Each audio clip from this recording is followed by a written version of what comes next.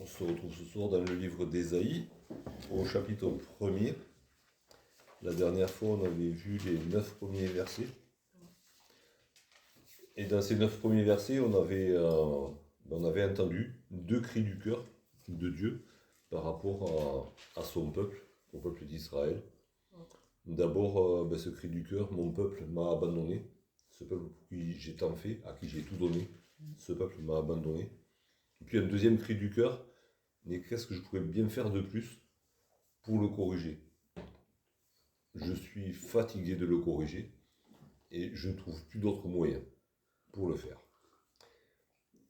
Mais il y avait quand même un espoir qui court dans tout le livre d'Ésaïe, au dernier verset qu'on avait lu, au verset 9. Dieu préserve toujours un petit reste. Dieu, malgré sa colère contre son peuple, malgré ses déceptions, malgré le péché du peuple, Dieu préserve toujours un petit reste fidèle. Il n'anéantit pas le peuple qu'il a choisi. Il garde sa promesse, la promesse qu'il avait faite déjà à Abraham, à Isaac, à Jacob, qu'il a renouvelée par Moïse. Il garde sa promesse et il fait grâce. Et on va lire ce soir les 5 versets suivants, les versets 10 à 15, 6 versets suivants. Écoutez la parole de l'Éternel, chef de Sodome. Prêtez l'oreille à la loi de notre Dieu, peuple de Gomorrhe. Que m'importe la multitude de vos sacrifices, dit l'Éternel. Je suis rassasié des holocaustes de béliers et de la graisse des veaux. Je ne prends point plaisir au sang des taureaux, des brebis et des boucs. Quand vous venez vous présenter devant moi, qui vous demande de souiller mes parvis? Cessez d'apporter de vaines offrandes. J'ai en horreur l'encens, les nouvelles lunes, les sabbats et les assemblées. Je ne puis voir le crime s'associer aux solennités. Mon âme est vos nouvelles lunes et vos fêtes. Elles me sont à charge. Je suis là de les supporter. Quand vous étendez vos mains, je détourne de vous mes yeux. Quand vous multipliez les prières, je n'écoute pas. Vos mains sont pleines de sang. Et ici, on a du coup un troisième cri du cœur de l'Éternel. C'est vraiment Dieu livre son cœur par la bouche d'Ésaïe. Il ouvre son cœur devant le peuple d'Israël. Et au verset 10, ça commence très fort. Ça rappelle, ça nous fait revenir au verset 2 où Dieu avait dit « Cieux, écoutez, terre, prête l'oreille ». Et on avait vu que Dieu avait pris à témoin, entre Israël et lui, il avait pris à témoin le ciel et la terre, pour qu'ils écoutent l'alliance qu'il concluait avec son peuple.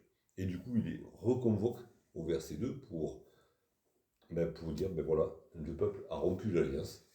Vous qui étiez témoins au Sinaï, je vous cite comme témoin aujourd'hui devant ce peuple qui a rompu l'alliance.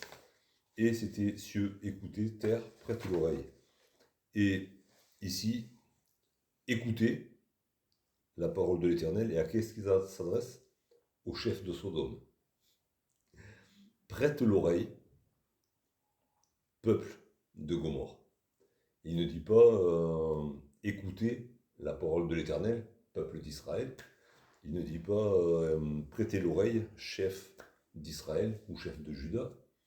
Mais directement, il leur dit vous êtes le peuple de Gomorrhe et vos chefs sont les chefs de Sodome. Pour bien leur montrer à quel niveau il est déçu par son peuple. Vous qui deviez me représenter sur la terre, qui deviez être un témoignage devant toutes les nations, qui deviez être une source de salut pour toutes les nations, vous êtes devenus les pires des pires. Vous êtes devenus comme Sodome et Gomorrhe que j'ai détruites à l'époque d'Abraham. Pour commencer le dialogue avec son peuple, et il va fort. Il va fort, mais c'est la réalité. Hein. Dieu n'est pas dans l'exagération, il sait très bien de quoi il parle. Et ça sera détaillé plus loin, déjà dans ce qu'on a lu, mais plus loin dans le livre d'Ésaïe, ça sera détaillé petit à petit, comment ils sont devenus pires que Sodome et Gomorrhe. Eux qui avaient reçu les oracles de Dieu, qui avaient été enseignés dans la loi de Dieu, eux qui avaient été à plusieurs reprises réveillés par les prophètes, ben, ils sont devenus pires que Sodome et Gomorrhe.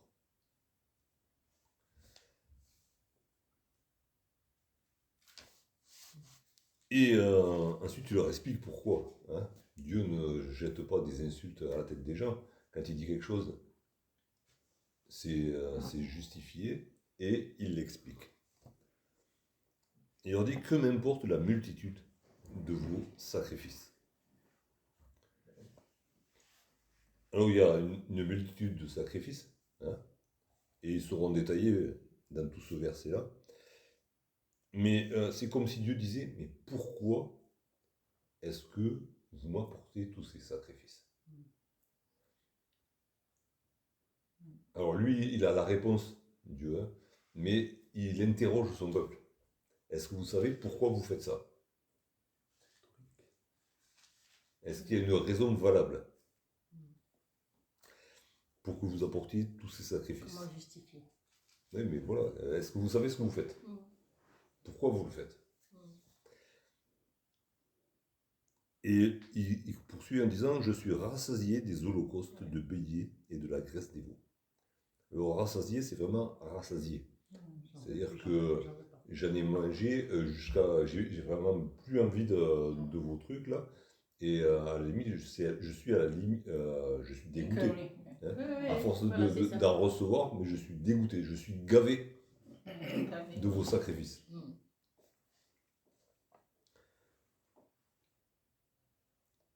Et il le dit, alors si jamais ils n'avaient pas compris, il le dit d'une autre manière, je ne prends point plaisir au sang des taureaux et des brebis et des boucs. Vraiment, je n'ai aucun plaisir, je n'éprouve aucun plaisir à cause de ce que vous faites là. Si vous pensez me faire plaisir, mais alors vous vous trompez complètement. Ça ne me fait absolument pas plaisir. Et pourtant, il y a cette multitude de sacrifices. En fait, ils sont multipliés, et ils sont faits selon les règles. Apparemment, il y a la graisse des animaux, il y a le sang, il y a... Enfin, je veux dire, et c'est varié. Il y a tous les animaux qui doivent être offerts en sacrifice sont cités là. Hein. Il y a les béliers, les boucs, les taureaux, les brebis, ils sont tous cités. Et c'est pas, enfin, à part les tourterelles, mais bon, ils ne faisaient pas des petits sacrifices, hein. C'était des gros animaux qu'ils offraient. Et beaucoup. Mais tout ça, Dieu n'en veut plus. Il en est dégoûté. Et cette multiplication des sacrifices, ça me fait penser à ce passage dans 2 Timothée 3, où Paul dit à Timothée que dans les derniers temps, les hommes seront ceci, cela, vieux, amis de l'argent, etc. Et au verset 5, il dit ayant l'apparence de la piété, mais ayant renié ce qui a fait la force. Et c'est vraiment ce que fait ce peuple-là. Il a l'apparence de la piété, mais il n'y a rien derrière. Il y a tous les sacrifices qui sont faits selon les rites établis, mais le cœur du peuple n'est pas dedans, ça sera dit plus loin. Dieu le reprochera plus loin, mais voilà, il y a des sacrifices pour les sacrifices. On le fait parce qu'il faut le faire, parce qu'on a l'habitude de le faire, parce que c'est une tradition de le faire, parce que ça fait bien de le faire aux yeux des autres, mais rien par rapport à Dieu. Et Dieu va plus loin au verset 12. Quand vous venez vous présenter devant moi, qui vous demande de souiller mes parvis? Est-ce que je vous ai demandé de venir salir mon temple? C'est ce que Dieu est en train de leur dire, alors qu'ils viennent là pour offrir des sacrifices conformes, certainement au Lévitique.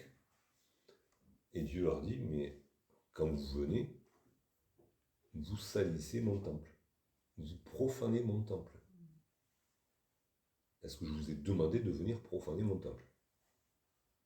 Posez-vous la question. Et pourtant, c'est ce que vous faites, dit Dieu. Ça monte, il fait monter la pression, là, Dieu, dans son discours. Hein. Il dit qu'il est dégoûté des sacrifices. Il leur dit, vous profanez mon temple, vous le salissez.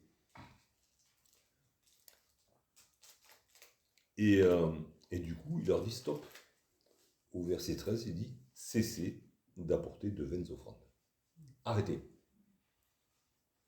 Et il y a pas penser de chercher, mais il y a d'autres versets dans la parole où Dieu dit, arrêtez. Stop. Réfléchissez à ce que vous faites. C'est plus la peine d'avancer parce qu'on avance, de faire répéter les choses parce qu'on a l'habitude de les faire. Arrêtez et réfléchissez. Rentrez en vous-même, dit Dieu.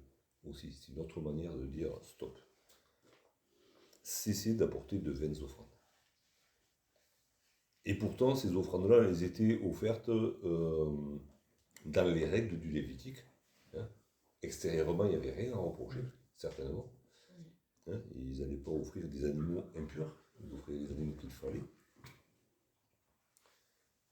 Mais Dieu dit, ce sont de vaines offrandes. Ce sont des offrandes qui ne servent à rien. Ce sont des offrandes qui sont vides de sens. Ce sont des offrandes, en fait, qui sont fausses. Elles sont soi-disant là pour m'honorer, mais en fait, c'est une honte pour moi. Ce que vous faites là, c'est une honte pour moi. Au lieu de m'honorer, vous salissez mon nom. Alors arrêtez. C'est pas que... c'est rare quand même que Dieu dise arrêtez d'apporter quelque chose dans ma maison. Généralement, il dit allez-y, apportez vos offrandes et j'ouvrirai pour vous les écluses du ciel, par exemple. Dieu encourage toujours les hommes à venir dans sa maison. Et là, il dit stop. Ne venez pas pour rien. Et surtout, ne venez pas salir mon temple. Et il va un degré encore plus haut, parce que tout à l'heure, il ne prenait pas plaisir. Mais au cas où ils n'auraient pas compris qu'il ne prenait pas plaisir, il dit j'ai en horreur l'encens, les nouvelles lunes, les sabbats et les assemblées. Pour moi, c'est horrible. Et le mot qui est traduit par horreur, ça veut dire c'est dégoûtant, c'est abominable. Et dans la Bible, quand on parle d'abomination, c'est vraiment, bon, ça veut dire ce que ça veut dire, abominable, c'est que ça fait vomir. Et l'abomination de l'abomination, c'était ce qui est arrivé pour le temple, c'est d'être profané, par exemple, avec des sacrifices d'animaux impurs. Ce que certains ont fait à l'occasion, des envahisseurs qui l'ont fait. Et c'est ce que ce que Dieu est en train de dire à son peuple. Vos sacrifices, ils sont abominables. Vos taureaux, vos boucs, tout ça, c'est comme si vous mettiez des cochons. C'est pareil. Et forcément, bon, ça devait faire résonance dans l'esprit des gens, hein, l'abomination de la désolation, des choses comme ça. Mais ça a dû nettement choquer le peuple. Hein, quand ils ont entendu Ésaïe leur dire ça de la part de Dieu. Nous, il faut qu'on se remette dans le contexte. Eux, ils y étaient dans le contexte. Hein.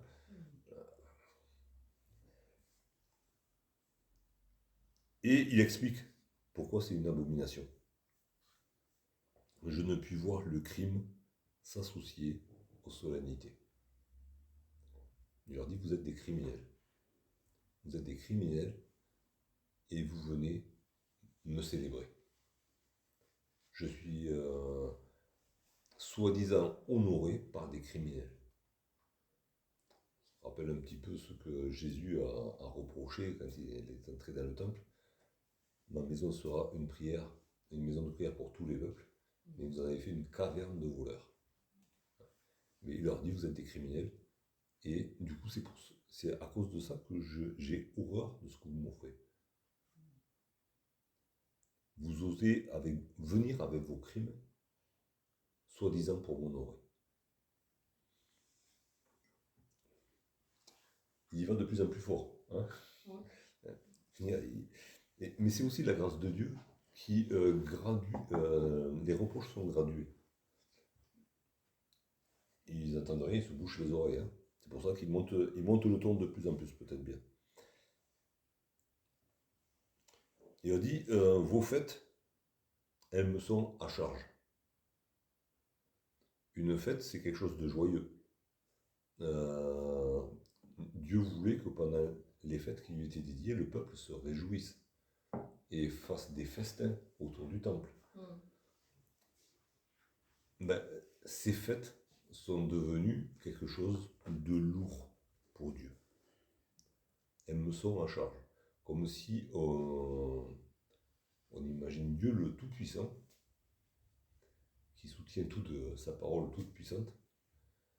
Mais ces fêtes-là, ça lui pèse dessus. Lui qui peut tout porter, qui porte l'univers entier. Mais ces fêtes-là lui pesaient sur le dos, enfin, lui pesaient sur le cœur.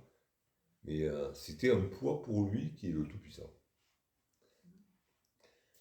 On peut imaginer, hein, c'est une manière imagée, hein, mais on peut imaginer à quel point ça devait être lourd pour Dieu.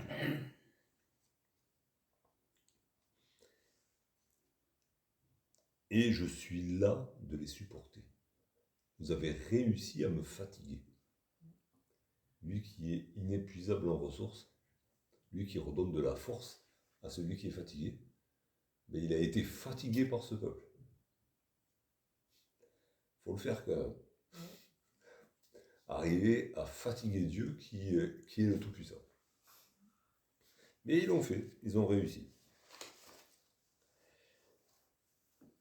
Et au verset 15, il leur explique de manière un peu plus claire ce que sont leurs crimes et les conséquences derrière. Quand vous étendez vos mains, je détourne de vous mes yeux. Quand vous multipliez les prières, je n'écoute pas. Vos mains sont pleines de sang. Ouais. Il est souvent question dans la parole des oreilles et des yeux de Dieu. Ses oreilles et ses yeux sont toujours sur les justes, pour leur venir en aide, parce qu'il prend plaisir aussi à leur vie sur la terre. Hein, il le fait remarquer, par exemple, il fait remarquer Job à Satan. Est-ce que tu as vu mon serviteur Job? Il a penché son oreille vers moi pour m'écouter. Hein, c'est dit dans les psaumes. Donc, on parle, la Bible parle beaucoup des oreilles et des yeux de Dieu. D'ailleurs, c'est la différence entre Dieu et les idoles. C'est que les idoles ont des yeux qui ne voient pas et des oreilles qui n'entendent pas. Alors que notre Dieu a des yeux qui voient jusqu'au fond du cœur et des oreilles qui entendent même le silence. Et il a dit, mes yeux, je les ferme. Mes oreilles, je les bouche quand vous venez vers moi. Et il y a une expression qui est là, quand vous étendez vos mains. Et dans la Bible, il y a souvent cette expression qui revient de tendre les mains, d'étendre les mains, de lever les mains vers Dieu. Et c'est des choses qu'on fait aussi quand on chante certains cantiques, par exemple, ou quand on prie, certains lèvent les mains vers le Seigneur. Qui en Occident a l'habitude de joindre les mains pour prier. C'est une autre symbolique. Mais il y avait, chez le peuple d'Israël et jusqu'au temps des apôtres, il y avait cette manière de prier en élevant les mains vers Dieu. Ça se fait encore, hein. Ça n'appartient pas au passé uniquement. Et du coup, je me suis intéressé à quelques versets qui nous parlent justement de cette expression. Et je propose de les lire pour comprendre ce que ça veut dire. Hein, parce que puisqu'on le fait autant, des fois, autant qu'on comprenne pourquoi on le fait. Ce que ça signifie dans la parole, hein, si on veut coller au sens de la parole. Je propose de lire un verset dans le livre de Job. Job au chapitre 30.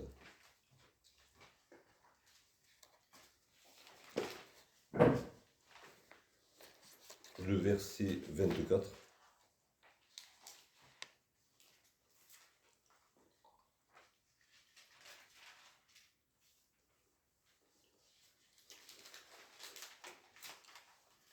Il parle à Dieu, hein. Il parle à Dieu et il dit à Dieu, mais tu vas me faire mourir, je le sais.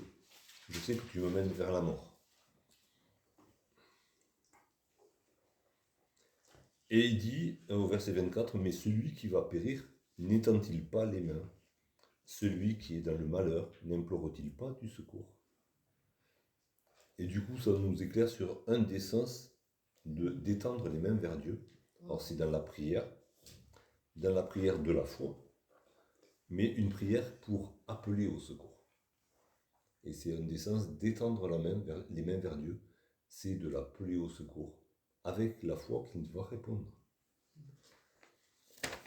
Un autre verset, dans le psaume 68.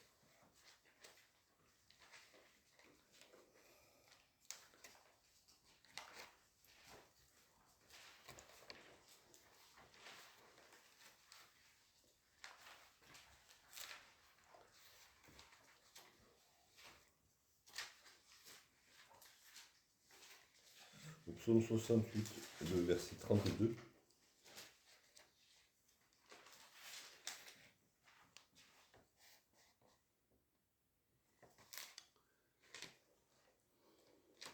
Il est question d'un rassemblement de peuples étrangers au peuple d'Israël qui s'assemblent avec le peuple d'Israël. Et au verset 32, des grands viennent de l'Égypte, l'Éthiopie accourt, les mains tendues vers Dieu. Royaume de la terre, chantez à Dieu, célébrez le Seigneur. Et là, c'est dans un autre contexte, c'est dans un contexte de louange. Dans la louange, il est dit que l'Éthiopie accourt, les mains tendues vers Dieu. C'est toujours dans un contexte de prière, mais là, c'est une prière de louange. C'était d'abord une prière de supplication, une prière de louange, dans Genèse au chapitre 14.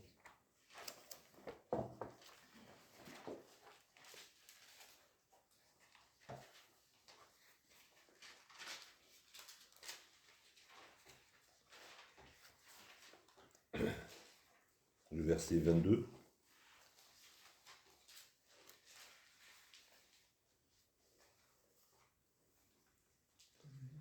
Abraham a délivré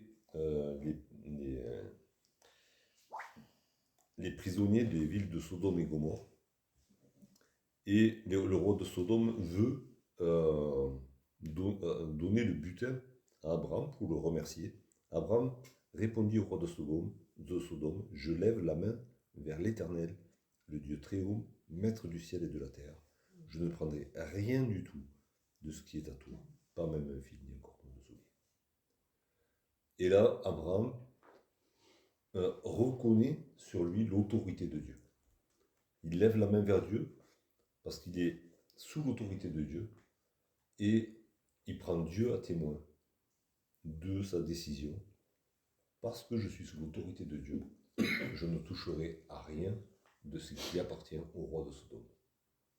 J'ai obéi à Dieu, je n'ai pas obéi aux hommes, et je reste sous l'autorité de Dieu. Et en levant la main, il reconnaît l'autorité de Dieu sur lui. Et un dernier verset dans la première épître de Paul à Timothée.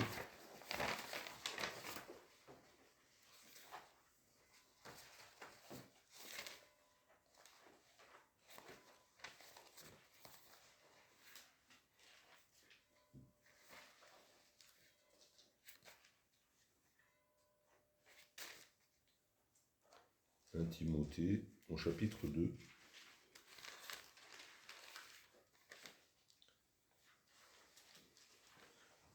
au verset 8. Je veux donc que les hommes prient en tout lieu, en élevant des mains pures, sans colère, ni mauvaise pensée. Paul enseigne ici, donne un enseignement sur la prière. Il dit que je veux que tous les hommes prient en levant vers Dieu des mains pures. En contraste avec ces mains pleines de sang. Et il explique que ce sont des mains pures, ce n'est pas forcément des mains qui ont été lavées et désinfectées au chat. Ce sont des mains d'hommes de foi qui sont sans colère ni mauvaise pensée. Encore une fois, ça nous rappelle ce que Jésus a dit à ses disciples. C'est du fond du cœur. C'est ce qui vient du cœur qui souille l'homme. Ce n'est pas ce qui entre dans le ventre, mais ce qui sort du cœur. Et pour avoir des mains pures, il faut être sans colère ni mauvaise pensée. Entre autres. C'est vrai qu'ils disent mauvaise pensée, parce que moi j'ai une traduction hébraïque qui dit sans douter. Sans douter. D'accord, donc c'est avec foi. Donc c'est du coup avec foi et sans colère.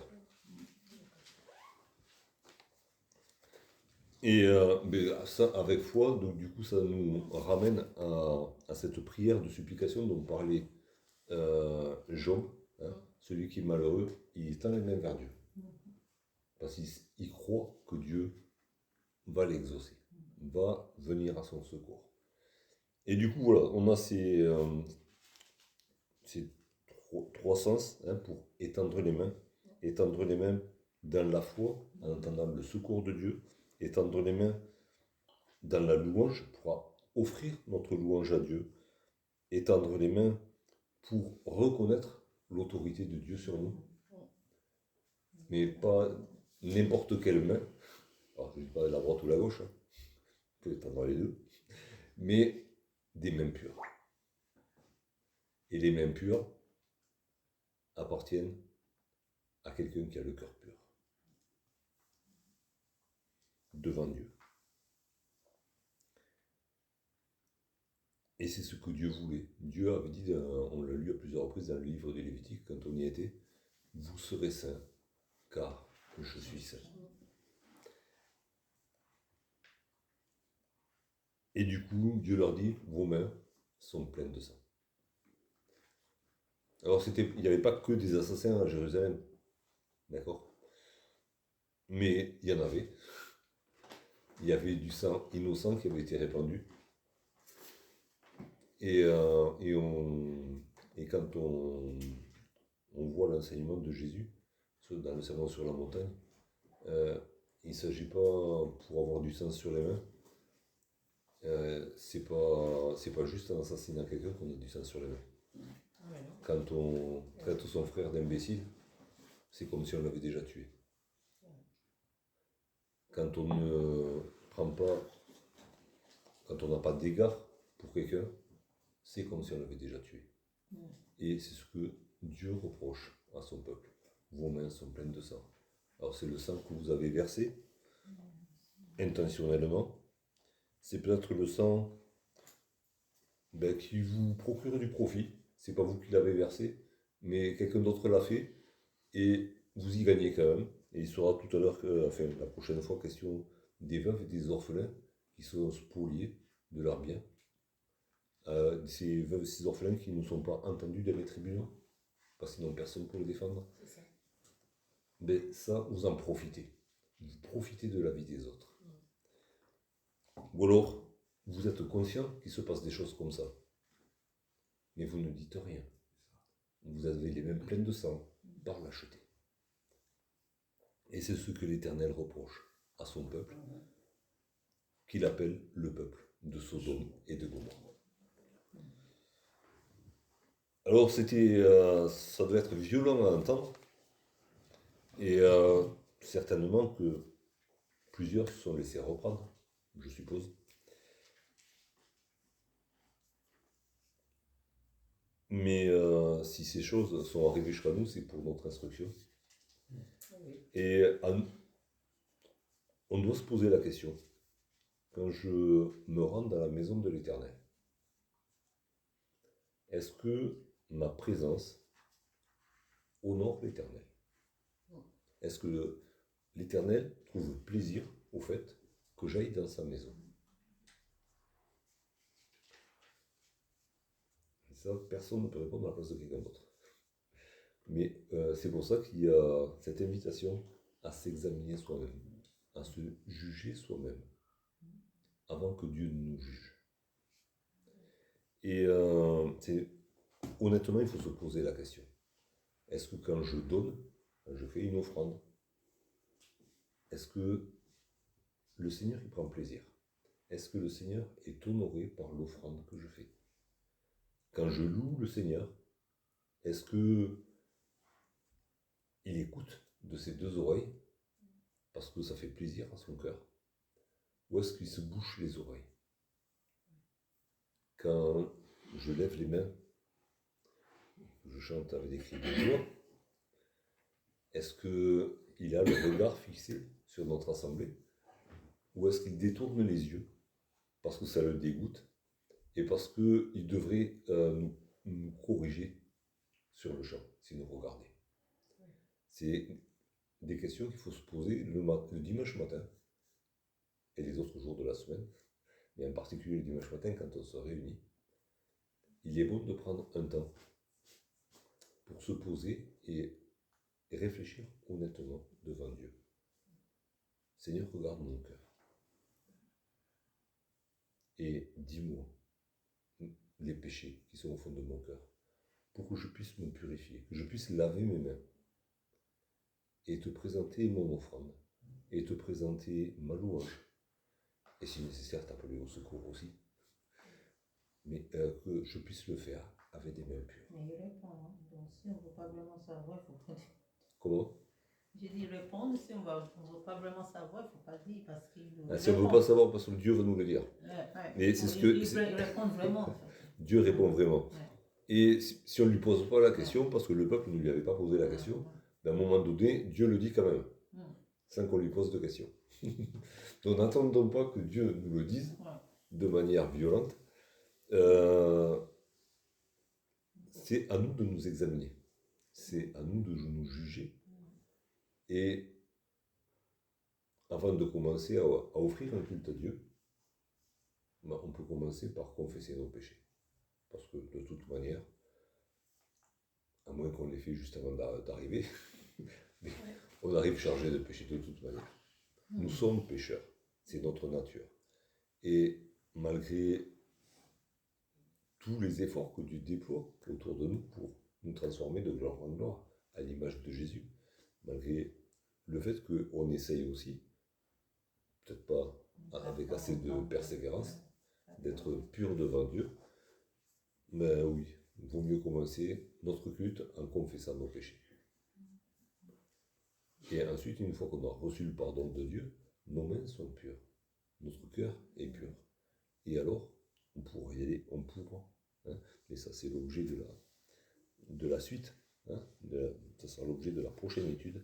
Mais sachons nous poser les bonnes questions avant que Dieu ne nous fasse de vrais reproches. Pour que nous puissions arriver devant Dieu avec un cœur pur et des mains pures. J'ai vu aussi